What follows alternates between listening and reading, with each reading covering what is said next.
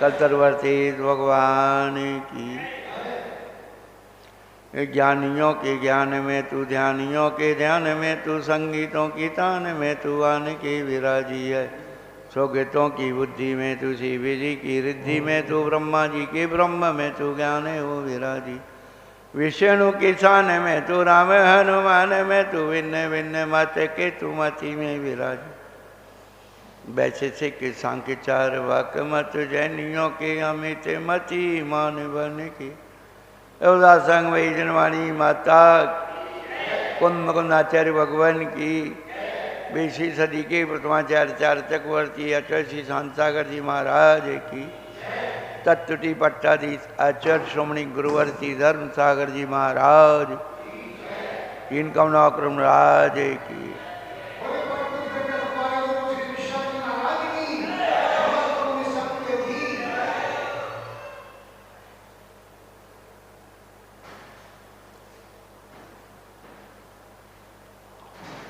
धर्मानुरागी भव्यात्माओं,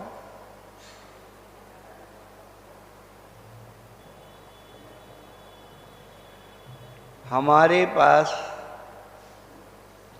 अपने जीवन जीने के लिए क्या है?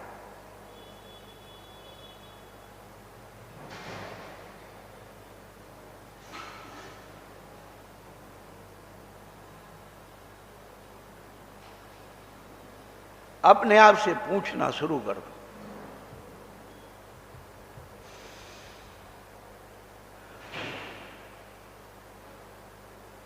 हमारे पास अपना जीवन जीने के लिए क्या है और हम जीवन कैसे जी रहे हैं? श्वास चलती है मगर जीना नहीं आता। श्वास चलती है मगर जीना नहीं आता। छिल गया अंतःकरण मगर सीना नहीं आता। सामने रखा भरा अमृत कलश है। सामने रखा भरा अमृत कलश है। जानता तो हूं मगर पीना नहीं आता। तेरी महफिल का अजब दस्तूर है साकी। तेरी महफिल का अजब दस्तूर है साकी। उन्हीं को जाम मिलते हैं जिन्हें पीना नहीं आता।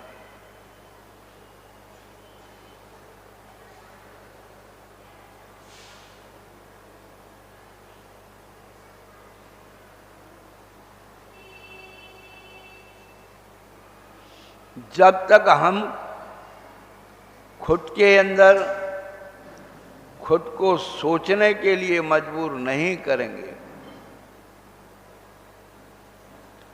हम वो काम करते हैं जिससे दूसरे सोचने के लिए मजबूर हो जाते।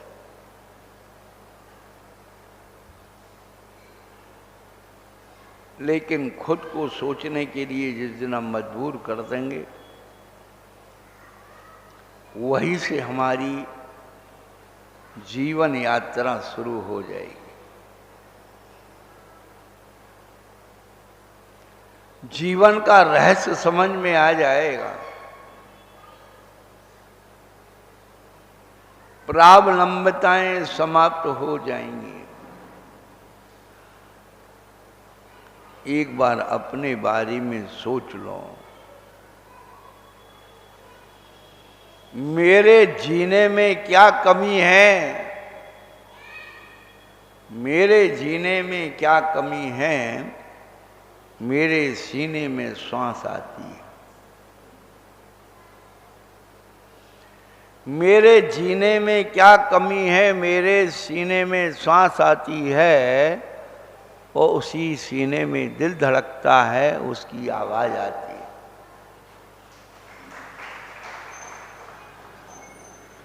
मेरे जीने में क्या कमी है? मेरे सीने में श्वास आती है और उसी सीने में दिल धड़कता है, उसकी आवाज़ आती है। और कोई मुझे बुलाए या ना बुलाए, अरे मौत तो मुझे अपने पास बुलाती।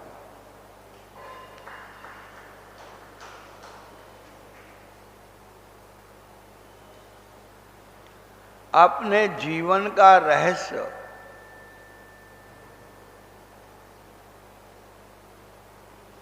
अपने जीवन की कीमत,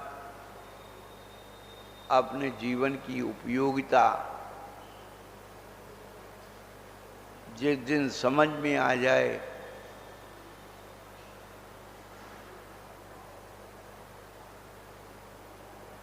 कीमत समझ में आ जाए,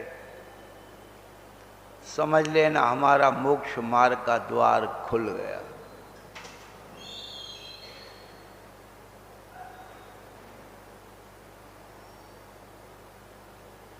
और कीमत समझ में आ जाना ही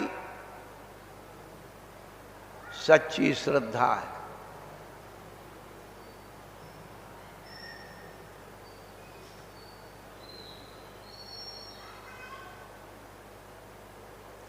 और जिसने हमें इसकी कीमत बता दी,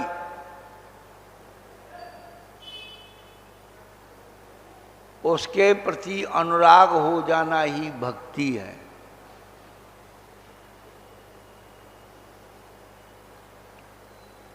श्रद्धा और भक्ति, श्रद्धा की अभिव्यक्ति भक्ति है।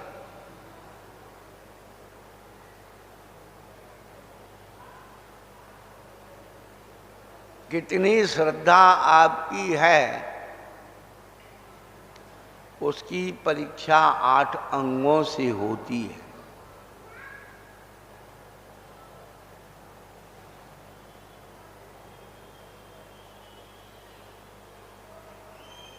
आज श्रद्धा जब निर्दोष हो जाती है, सच्ची हो जाती है, तो भक्ति भी निर्दोष और सच्ची होती है।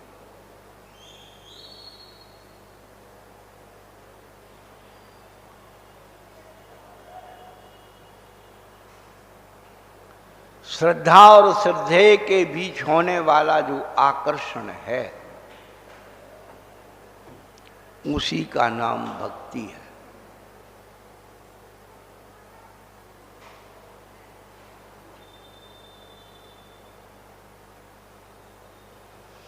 भक्ति का अर्थ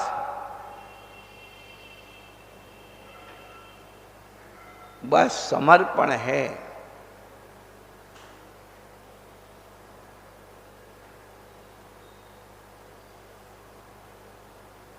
वह एकाग्रता है, वह तल्लीनता है, वो रमणता है। जो अपने आप को अपने इष्ट के प्रति अर्पण कर देता है,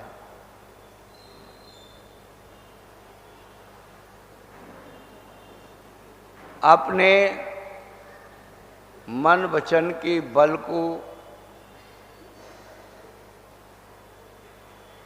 छोड़ देता है। एक शब्द सुना होगा आपने, निर्बल की बलराम।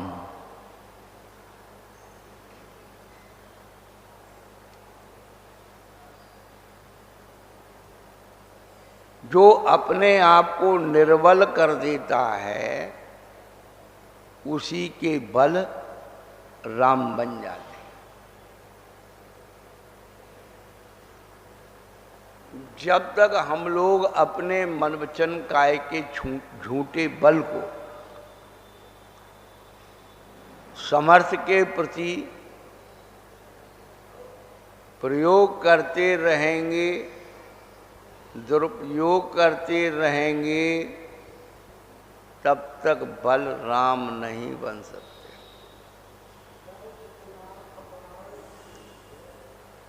इसीलिए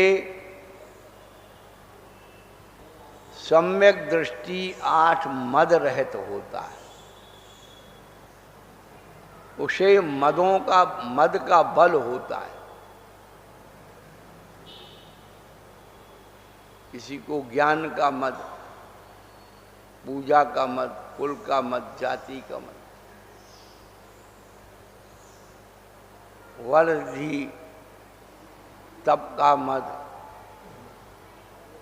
वैभव का मद, शरीर की सुंदरता का मद, ये मद जो हैं हमारी आत्मा को उन्मत्त बना देते हैं।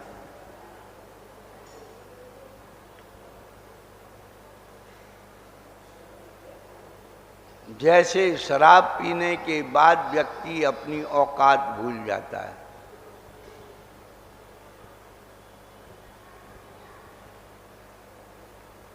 एक राजा हाथी पर बैठ करके आ रहा था।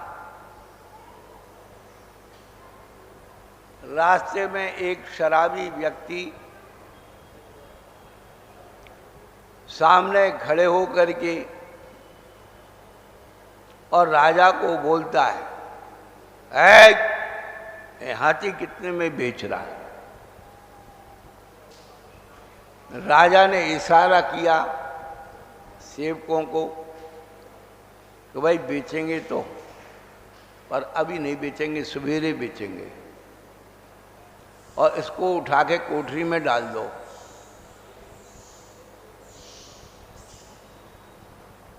सुबह हो गया, राज दरबार लगा, हाथी भी खड़ा कर दिया, व्यक्ति को बुला लिया, भैया देख ये हाथी बिक रहा, कितने में लेगा?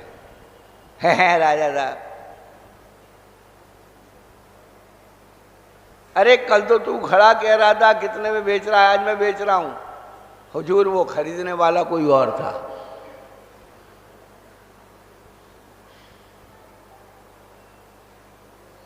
जब नशा उतरता है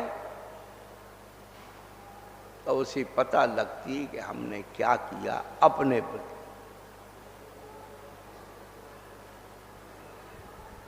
नशा वाला व्यक्ति अपनी औकात भूल जाता है।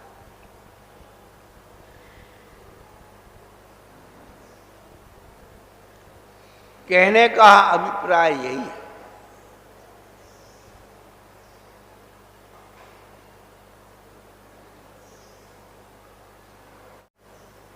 कि हम लोग अपनी आत्मिक शक्ति को भूले हुए हैं,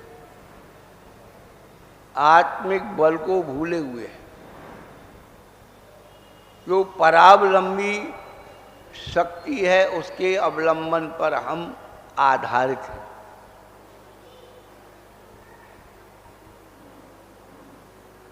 और वो परावलंबी शक्ति कब विघटित हो जाए कोई पता नहीं।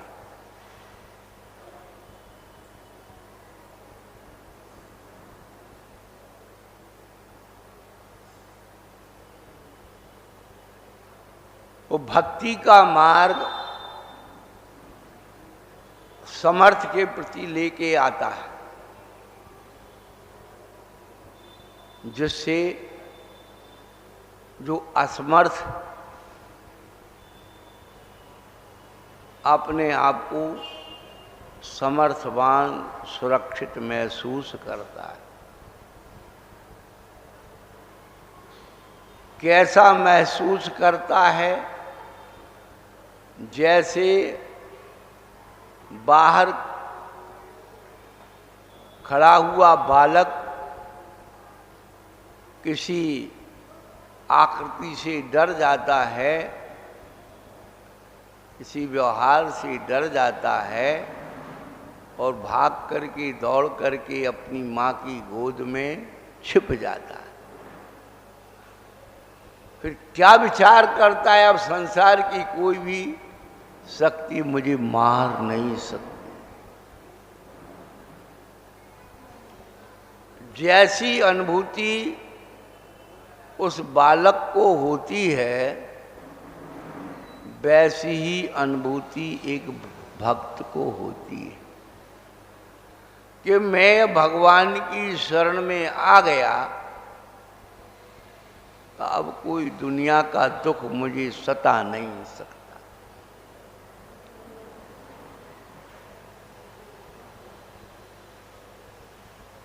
अभी 2 दिनों से, पिछले 2 दिनों से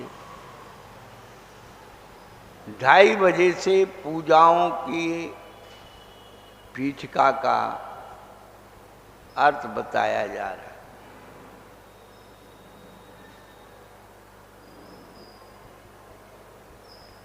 चत्तारी दंडक में चत्तारी शरणम पब्बज्जाम ये पद आया है।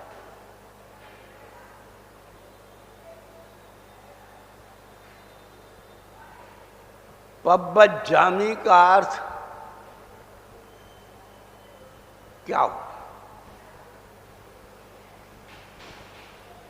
बौद्ध धर्म में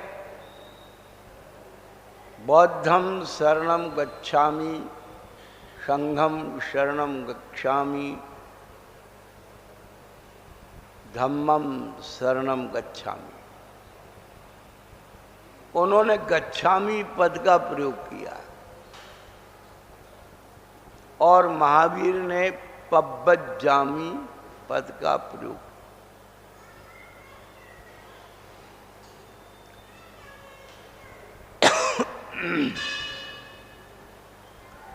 गच्छामि का मतलब जाता हूं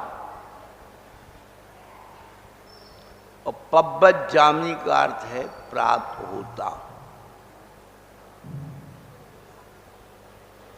गच्छामि का मतलब है स्टार्ट और पब्बज्जामी का अर्थ है एंड।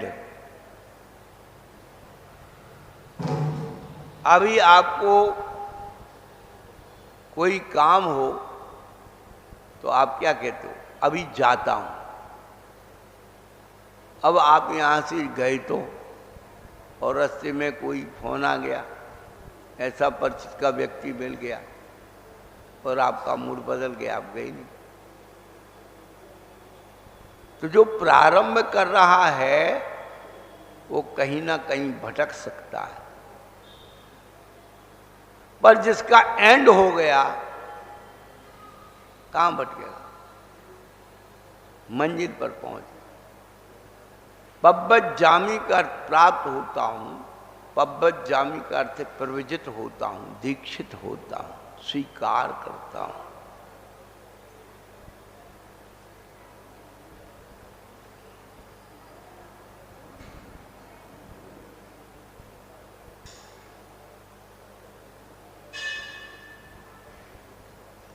तो भक्त जो है अपने आप को प्रवजित कर लेता है, दीक्षित कर लेता है, सुरक्षित कर लेता है। शरण का मतलब ही है अपने आप में सुरक्षा होने की अनुभूति। अभी आपको वही तो बात बताई कि बच्चा जो है मां की शरण में आया और अपने आप को सुरक्षित होने का अनुभव कर रहा है।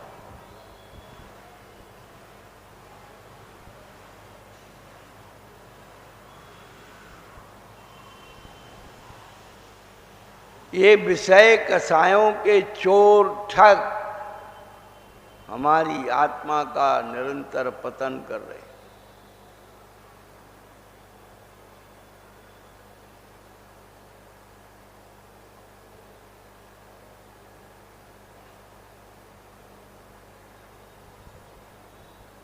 हम चोर ठगों से बचने के लिए देव धर्म गुरु शरण जगत में और नहीं कोई,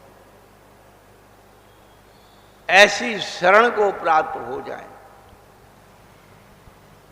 जहां हम अपने आप को सुरक्षित महसूस करें। किसी भी भक्त से पूछ लो,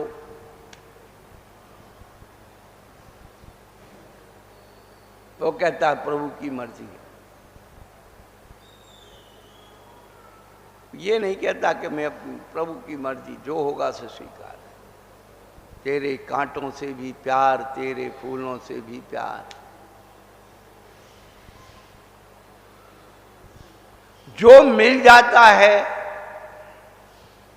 उसमें वह संतुष्ट हो जाता। अपनी कल्पनाओं के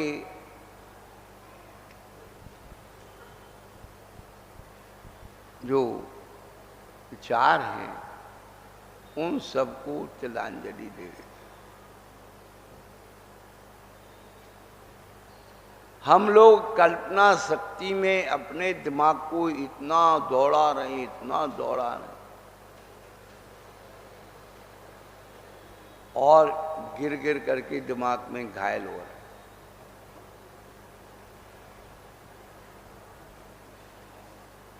भक्ति का मार्ग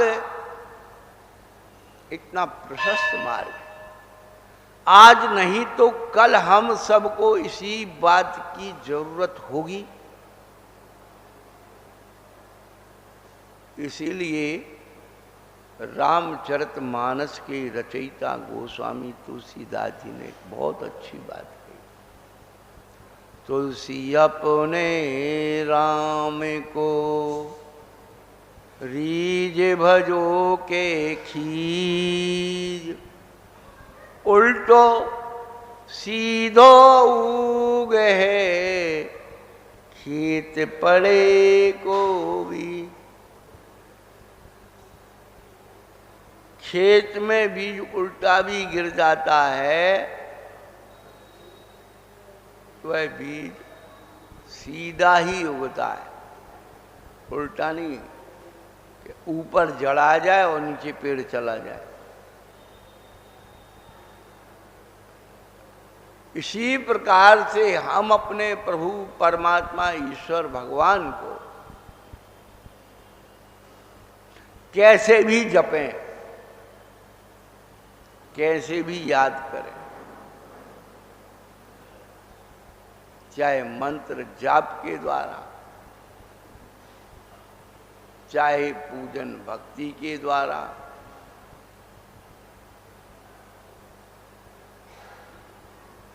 कैसे भी तू अपने इष्ट को याद कर।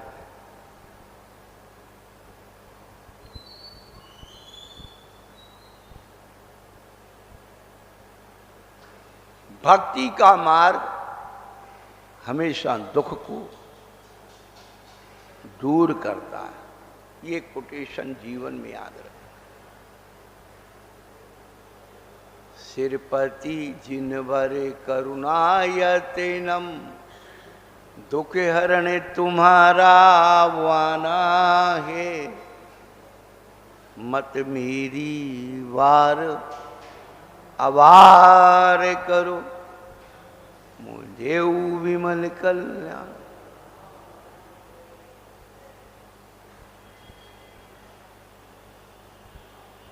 हम वो भक्ति को तो पैदा करें, भगवान के पीछे मत जाओ, भगवान के पीछे मत दौड़ो, भगवान को मत ढूंढो।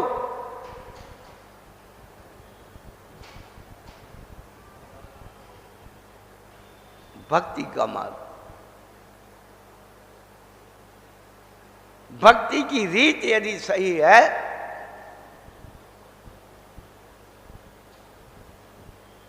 तो क्या होगा कि थोड़ा ध्यान लगा कि प्रभुवर दौड़े दौड़े आएंगे, थोड़ा ध्यान लगा कि गुरुवर दौड़े दौड़े आएंगे, थोड़ा ध्यान लगा मन की अखियां खोले अपना दर्श वो दिखाएंगे, थोड़ा ध्यान लगा। कभी हमने भक्ति के मार्ग का स्वाद ही नहीं लिया।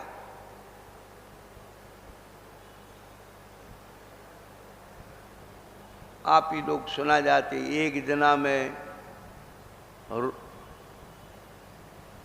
सो गई रोते रोते, और गुरुवर आए सपने में बोले मैं हूं ना, चिंता क्यों कर।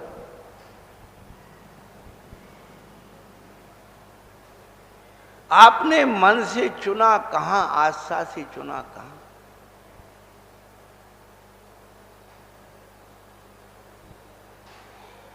जिस दिन हमारे आस्था से अपने इष्ट का चुनाव हो जाएगा, संसार का कोई भी दुख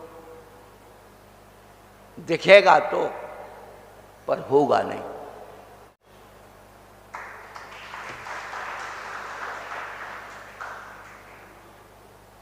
आएगा तो, पर होगा नहीं।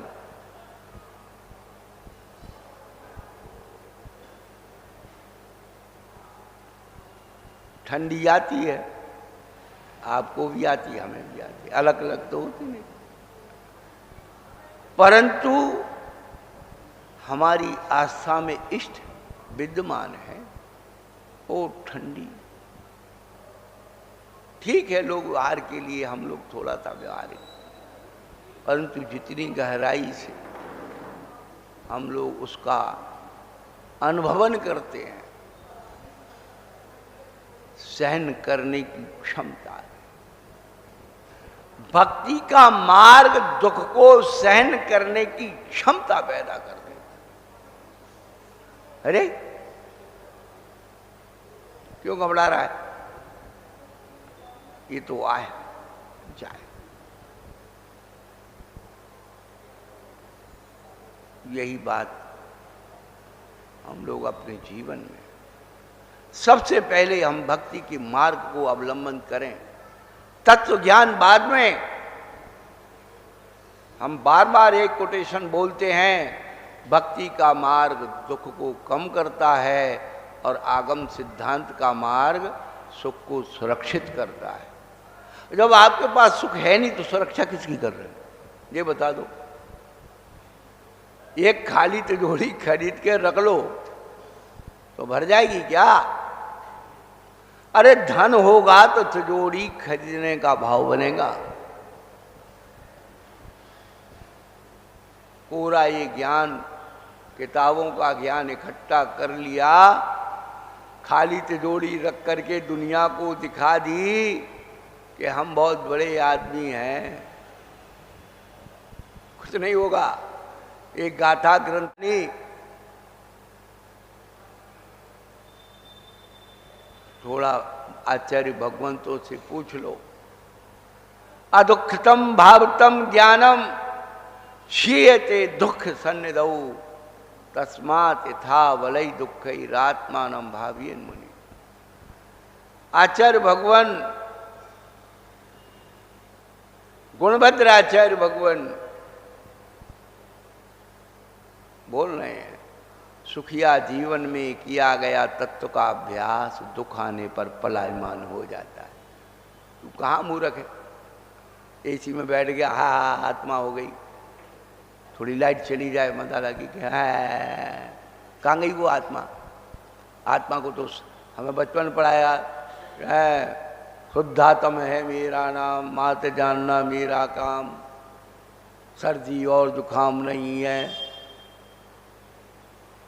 भूख प्यास का नाम नहीं है, शुद्धात्म है मेरा नाम है? भूख प्यास का नाम नहीं है और नाश्ता की व्यवस्था पहले करो।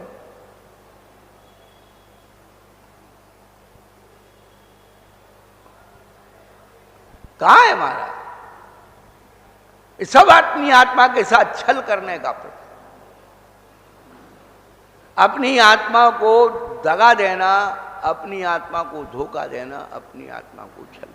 हम किसी दूसरे से नहीं कर रहे, अपने आप से छल कर। एक छल होता है दूसरे से,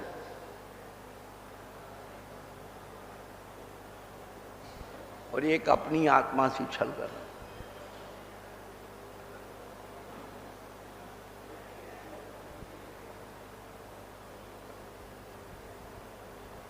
कहने का अभिप्राय कि भक्ति का जो मार्ग है, उस भक्ति के मार्ग को हम समझने की कोशिश करें तो सुनिश्चित है हमारा मोक्ष का दरवाजा खुलेगा। समय रहते फिर हम चर्चा करेंगे। चलो महावीर भगवान। जरूरी सूचना, एक